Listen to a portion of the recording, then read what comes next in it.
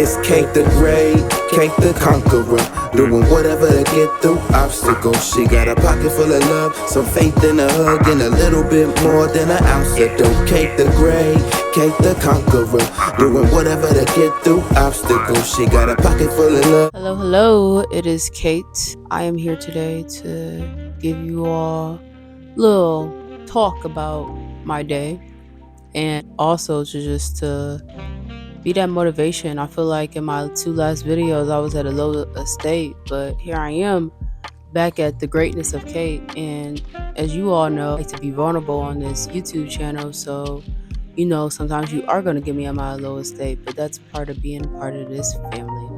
But nevertheless, I am here today to talk how the Most High keeps me whole and how He might keep y'all whole, or whatever that may look like in your life.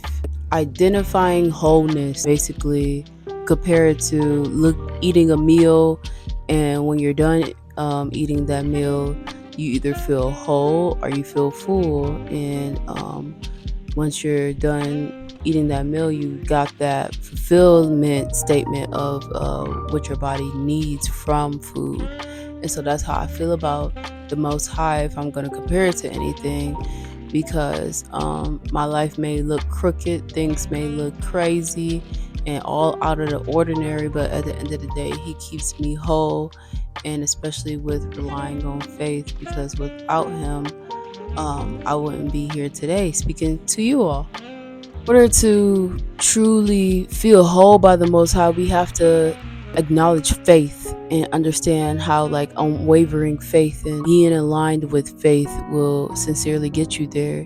You can't expect to feel whole or to be whole in your life without that faith that the Most High provides in our life. And it's up to us, evidently, to latch on to that.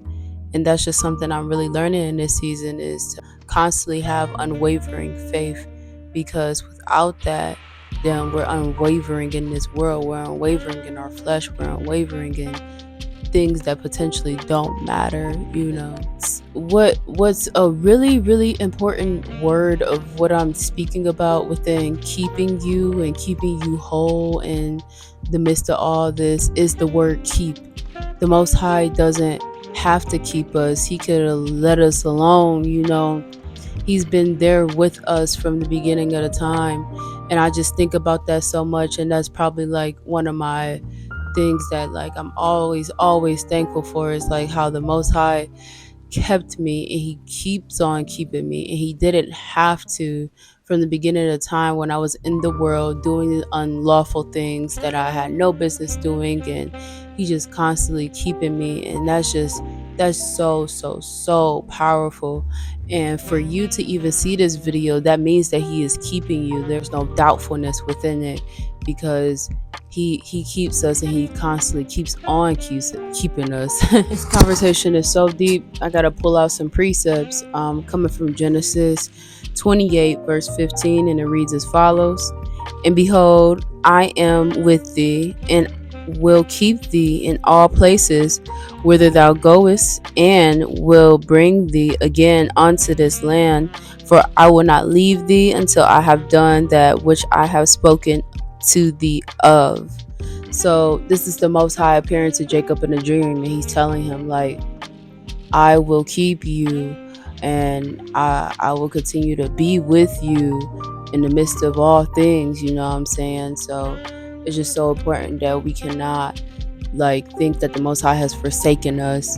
As long as you are following His word and walking hand in hand with Him in your life, He has no reason to forsake you, and He loves you, and He will keep you constantly, surely, as long as you show that interest and you have your heart open, hey, I want you, and I want this relationship with you.